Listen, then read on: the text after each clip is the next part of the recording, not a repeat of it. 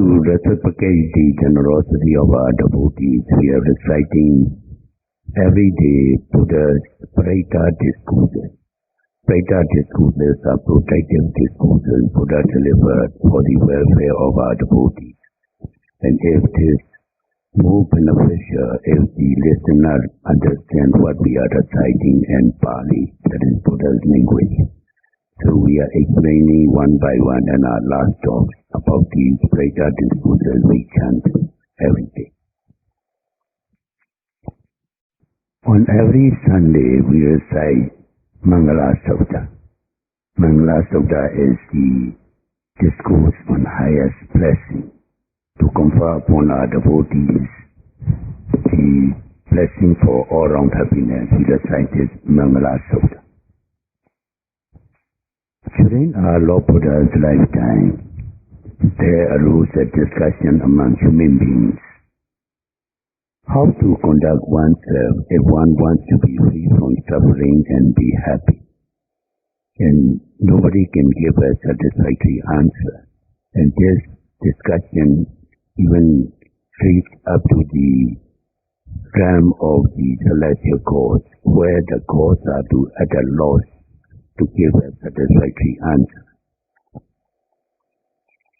There, since the celestial devas were at a loss to give satisfactory answer, they approached their king Saka. And the king Saka, to gain ignorance of the answer, he sent a delegate deva towards our Lord Buddha, who was at that time residing at Jetavana Monastery in Savatthi, and put forward the question. And answering the question put forward by this delegate deva, our Lord Buddha expounded 38 highest blessings in 10 verses. And in our last talks we are explaining one by one, and we have finished up to the 7th verse. And today let us continue to study about the 8th verse, which Buddha gives an answer to the question put forward by this delegate deva. In this 8th verse, Buddha said, Karavo ja nivato ja santoti ja katen yuta kalena dhammasavanam edam mingla muttamam. Here, Buddha expounded the 4 highest blessings. Karava mangala, karavo ja nivato ja, nivata mangala. And these two we can study together. Karoja Nivatoja, and the third one is Santotija. Santotija, and the fourth one is Katenyuta. And the 5th one is Kali Natamasakraja. Etam Mingala Muttama. These 5 highest blessings Buddha expounded in this 8th verse. So the first one, Karaoja. Pali word Karao means respectful or reverence. Buddha says you respect, revere those persons or objects that are worthy of reverence, worthy of respect, and worthy of honor. That is Karava Mangala. Who are worthy of respect? Our triple gem, the Buddha, his teaching Dhamma, and his disciples Sangha, the triple gem, Buddha, Dhamma, and Sangha. They are worthy of respect and worthy of honor. So we must respect and honor these triple gems. Why these 3 triple gems is worthy of respect? Buddha has infinite attributes or virtues. Out of this, Buddha himself has concisely formalized into 9 cardinal virtues. You have often heard we reciting these virtues. Iti piso bhagava arahan samma sambuddho Vaja jarana sambano sivato loka vidu Anuttara purisa dhamma sarati satadeva manosanam buddho bhagava. These are the 9 cardinal virtues which Buddha concisely formulated from his infinite virtues for us to reflect and for us to revere and respect.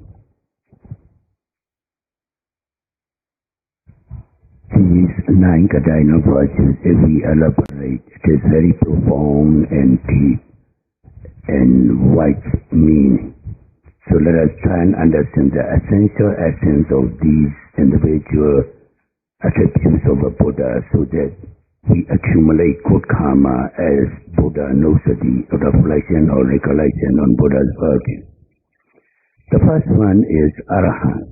Pali word Arahant means our Lord Buddha or a true Buddha is a person who has completely eradicated mental defilements of greed or lobha, anger or dosa, delusion or moha, or ignorance or delusion or moha.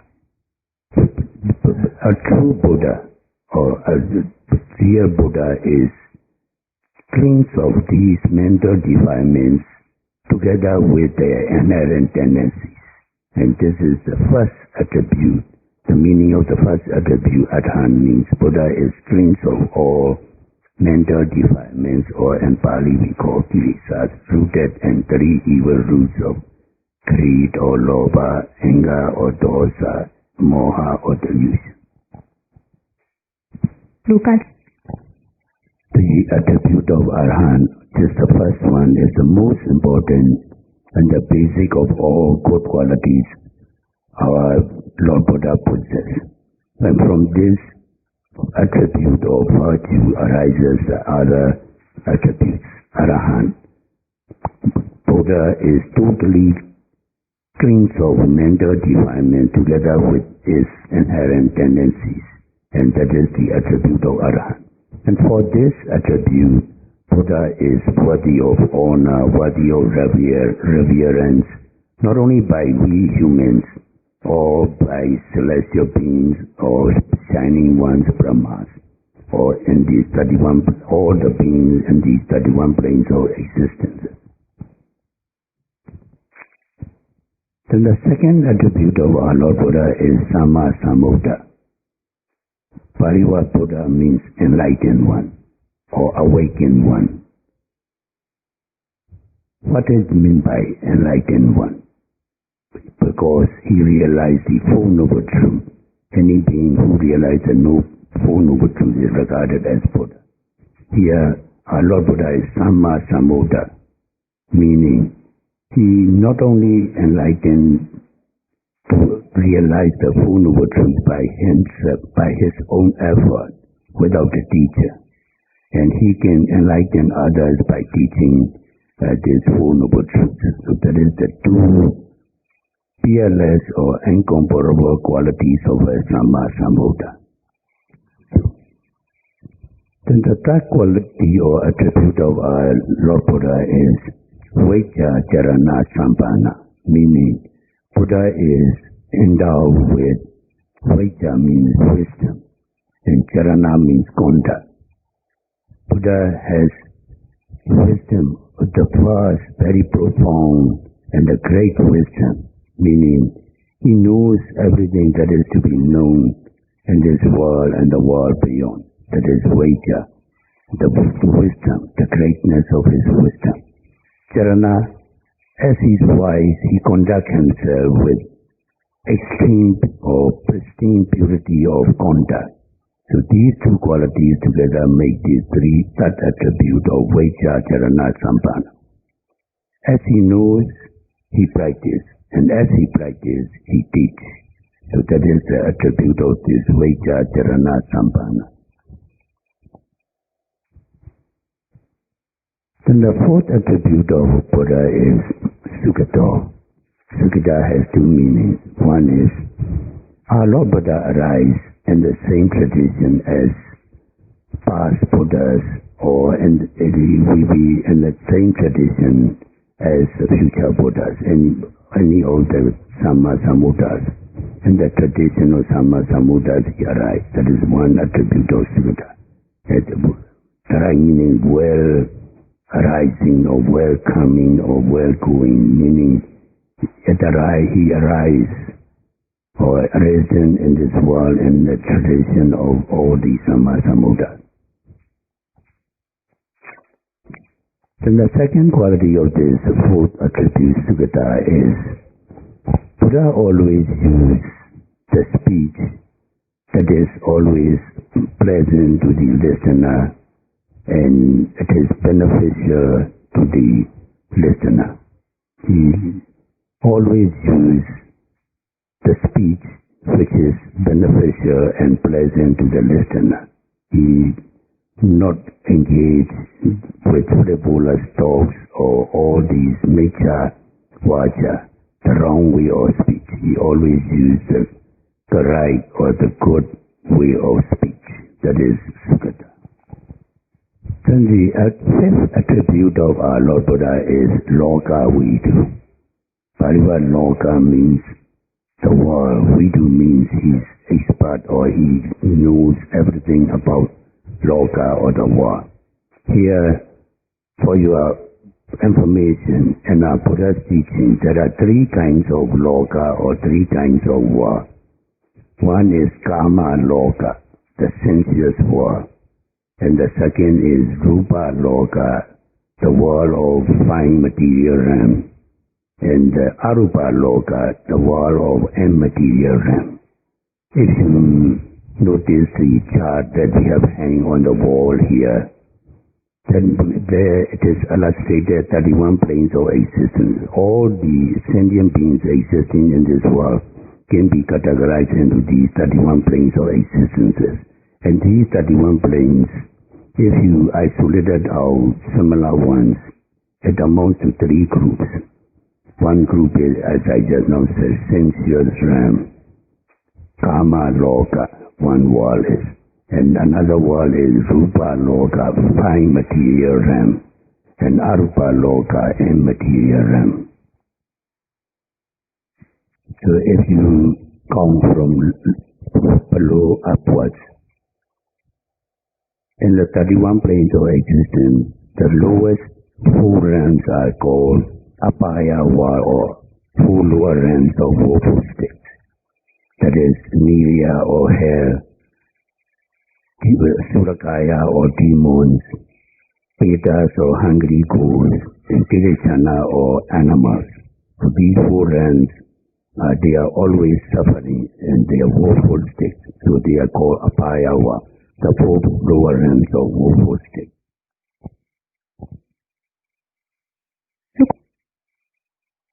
And the fifth realm or the world is our human realm, where we live. Here is the fifth one, above the four lower realms of woeful state. And other six realms above us is because celestial realm or the world of God. So four lower realms, one human realm, and six celestial realms constitute 11.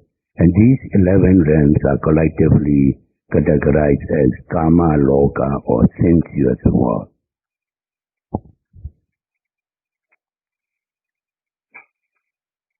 And these 11 realms, all the beings are differentiated into male and female sex, and they enjoy sense pleasure. That's why they are called sensuous realm or the world Kama Loka.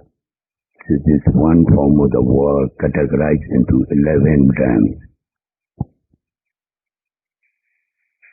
And above these 11 realms are the Brahmas. Brahmas, as you know, they are shining ones and they are highest beings in the 31 planes of existence. And they are divided into two groups. 16 realms are composed of fine material realm, Rupa Loka. They have very fine material body. And above them, then the highest four realm is Arupa Loka, or immaterial realm. They don't have material bodies. They're existing only mental energies. Nobody can see them except our Lord Buddha. So these constitute 31 planes of existence, and they are categorized similarly into three worlds. Sensuous world, 11 realms. Just now I have explained Kama Loka, and 16 realms of Rupa Loka and 4 realms of Arupa Loka. So these are the worlds in our Buddha's teaching. And Buddha exclusive attribute, Loka Vidu, means he knows everything about these realms or these worlds and the beings that are existing there. So that is his attribute, Loka Vidu. And the sixth attribute of our Lord Buddha is the Anuttara Purisa Dhammasarati, meaning Buddha is the expert tamer of the beings, not only humans, devas, brahmas or animals. He is expert in taming those creatures that needs taming. And this is the sixth attribute of Buddha, Anuttara Purisa Dhammasarati. There are many instances cited in Buddha's teaching about taming these creatures that are tameable by Buddha. Like a demon, regarding demon, Alavaka, his name is Alavaka, is a very powerful, he's a demigod. So he has great power both physically and mentally. And Buddha tamed him. Alavaka is a demon. Then the fiery serpent, as you all know, is a dragon. It too is a demigod. They are very powerful and very ferocious. And he's fiery dragon. Nandopananda, his name. So these are examples of taming these ferocious demons or animals. Actually, demons and these dragons are animals. Regarding taming of the humans, there are many examples also. And the famous ones are Angulimala, who is a robber and a killer. Buddha tamed him and he was converted into even a noble person, Arhat.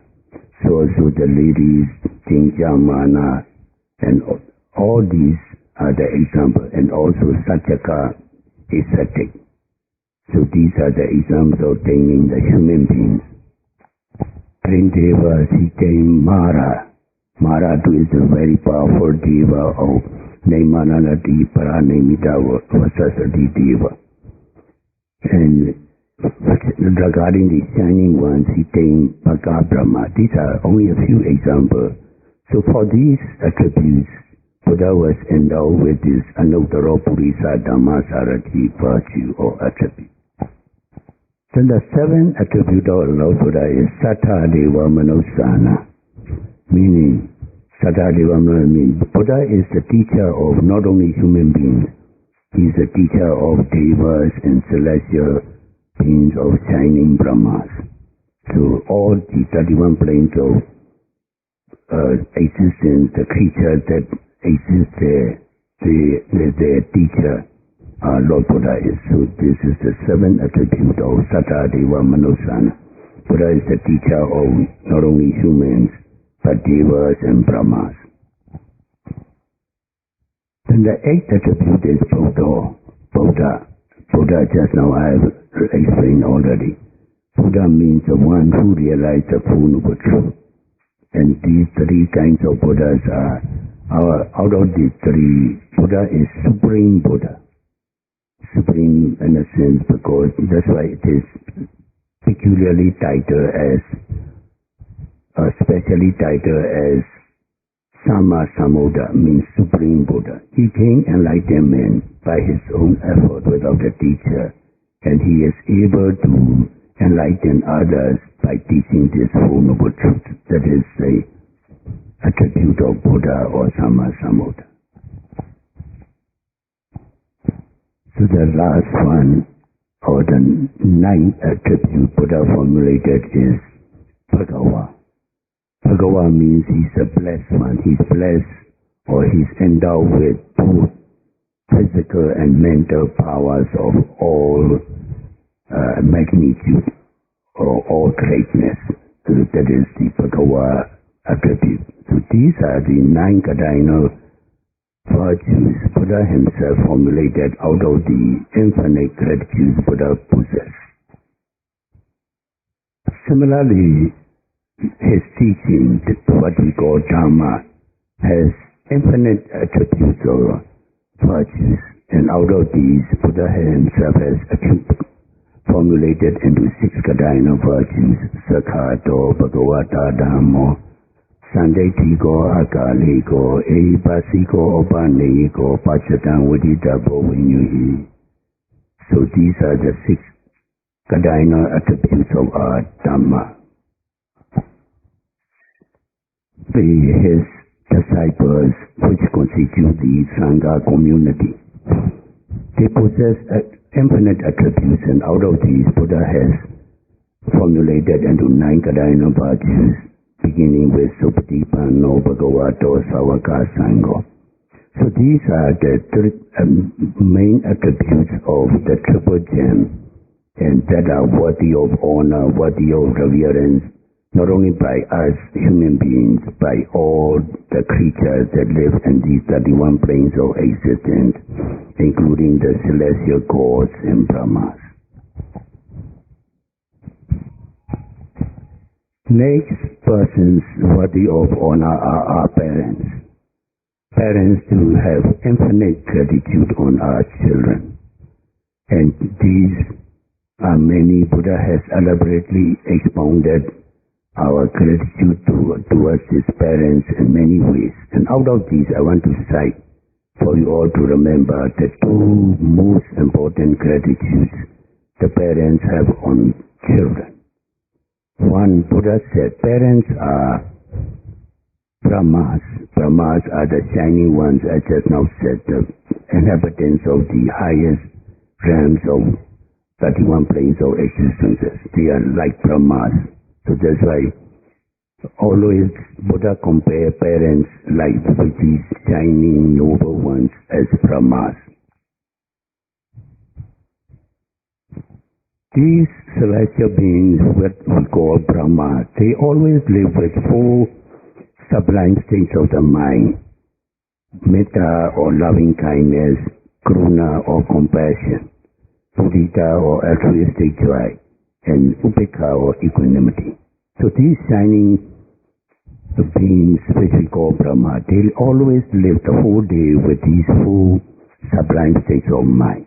So also our parents, they always radiate these 4 sublime states of mind towards the children: metta or loving kindness, karuna or compassion, mudita or altruistic joy, and upekkha or equanimity. How are our parents like Brahmas?